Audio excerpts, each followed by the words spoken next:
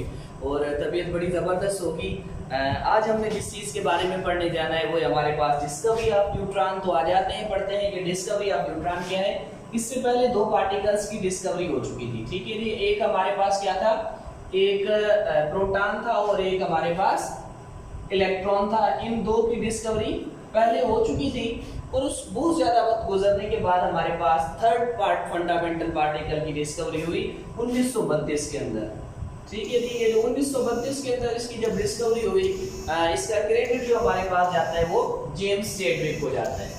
तो लेकिन यकीनन याद रखिएगा कि इसकी डिस्कवरी तो नहीं हुई थी, इसका कोई नाम तो नहीं पड़ा था, पर पहले ही बहुत सारे क्लू मिल चुके थे कि भाई हमारे पास कोई थर्ड पार्टिकल भी मौजूद है। तो एक साइंटिस्ट आए जेम्स चैडविक, जो उस वक्त रेडिएशंस के ऊपर काम कर रहे थे, उसने आके इस चीज को डिस्कवर कर लिया। ये बेरिलियम के ऊपर एक्सपेरिमेंट हुए थे। तो आ जाते हैं, देखते हैं कि भाई हमारे पास ये जो डिस्कवरी जेम्स चैडविक ने 1932 के अंदर 1932 के अंदर कर दी, ये किस तरह से की। तो सबसे पहले आ जाते हैं कि भाई हमारे पास दो पार्टिकल्स पहले ही दरियाफ्त हो चुके थे, ठीक है जी। एक था हमारे पास प्रोटॉन और एक था हमारे पास इलेक्ट्रॉन। ये दो ऐसे पार्टिकल्स थे जो पहले दरियाफ्त हो चुके थे। इनकी बेस के ऊपर एटॉमिक नंबर का फैसला किया जाता है। आपको पता है कि भाई प्रोटॉन के नंबर गिने जाते हैं कि भाई इसका एटॉमिक नंबर क्या है। लेकिन उस वक्त के जमाने में क्या था, उस दौर के अंदर ऐसे महसूस किया जा रहा था, ये सोचा जा रहा था, ये समझा जा रहा था कि भाई अगर हमारे पास एक कोई भी एलिमेंट है या कोई भी एटम हमारे पास मौजूद है, उसमें मौजूद प्रोटॉन की तादाद उसका मास है, ठीक है जी। क्यों उसका मास है? क्योंकि जो इसके अंदर इलेक्ट्रॉन पाए जाते हैं ये तो बिल्कुल नेग्लिजिबल होते हैं, ना होने के बराबर होते हैं, पर जो मास होता है वो सारा का सारा किसमें होता है? प्रोटॉन में होता है। तो उस वक्त दो एलिमेंट्स दरियाफ्त हुए। एक हमारे पास क्या थे? हाइड्रोजन था, ठीक है जी, और दूसरा जो हमारे पास था वो क्या था? हीलियम था। अब ये जो एलिमेंट्स है इनके मुताबिक कि भाई हाइड्रोजन में आपको भी पता है कि भाई एक प्रोटॉन होता है और हीलियम में आपको भी पता है कि भाई दो प्रोटॉन होते हैं, ठीक है जी। तो अब इन्होंने जब इसका वजन किया था, जब उस दौर में साइंटिस्ट ने इसका वजन किया, यानी कि ऐसे समय में तो कोई खास किस्म की तराजू तो होती नहीं थी, कंपेयर किए जाते थे। सीधी बात है, इसमें अगर एक प्रोटॉन है इसमें दो होने चाहिए।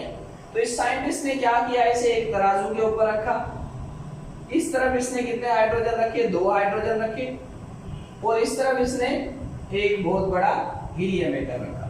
लेकिन फिर भी इसने देखा कि ये तराजू बराबर नहीं आई। ये जो इसने तराजू रखी ये बराबर नहीं आई।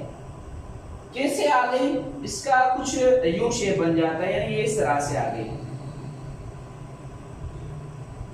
तो उस वक्त एक क्लू मिल चुका था कि भाई हाइड्रोजन के दो प्रोटॉन, यानी कि हाइड्रोजन के ये जो मास है ये इससे कम हो रहा है। इसका मतलब ये है कि इसके अंदर अभी कोई और चीज भी है, ऐसी कोई ना कोई चीज इसके अंदर मौजूद है जिसकी वजह से ये और भी ज्यादा भारी है।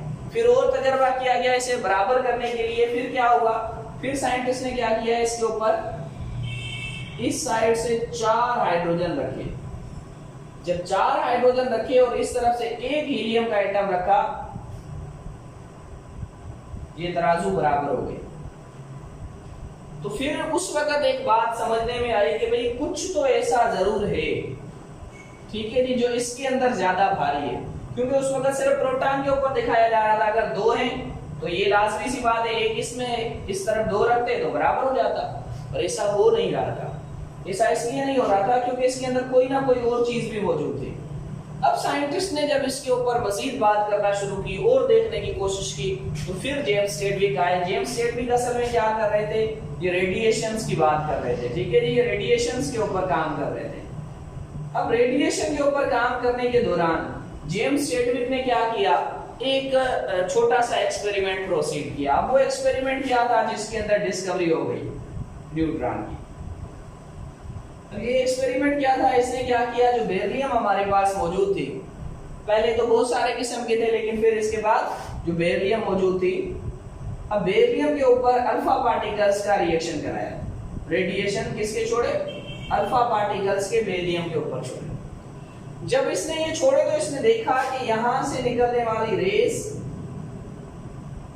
बड़ी स्पीड के साथ जा रही थी और इन रेस के ऊपर फिर इन्होंने क्या किया, इलेक्ट्रिक फील्ड अप्लाई की, लेकिन ये रेज इलेक्ट्रिक फील्ड की वजह से ऊपर या नीचे की जानिब नहीं मुड़ी। लाजमी सी बात है, अगर ये प्लस होती तो इस तरफ मुड़ जाती, अगर ये माइनस होती तो ये इस तरफ मुड़ जाती, लेकिन इन दोनों में कोई भी ना ये रेज इस तरफ मुड़ी और ना ये रेज इस तरफ मुड़ी, बल्कि ये सीधी चली गई।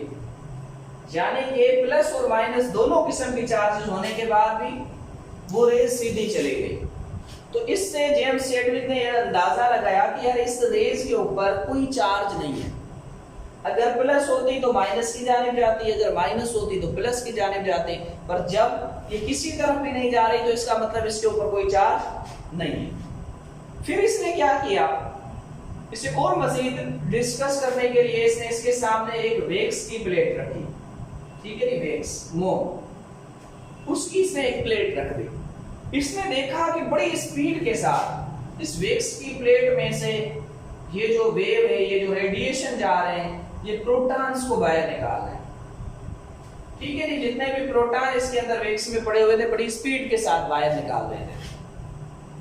यानी कि ऐसी रेसेस बाहर निकल रही थी जो नेगेटिव वाली साइड की तरफ सारी जा रही है। तो इसमें से बात साबित थी कि वो प्रोटॉन बाहर निकल रहे हैं।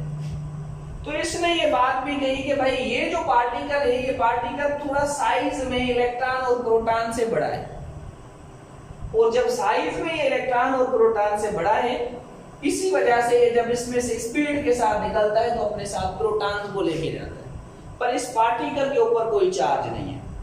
ये पार्टिकल आगे चल के एक नए नाम से मशहूर हुआ, जिस नाम को आजकल के दौर में हम लोग न्यूट्रॉन का नाम देते हैं, कि ये भाई आगे चल के न्यूट्रॉन के नाम से मशहूर हो गया।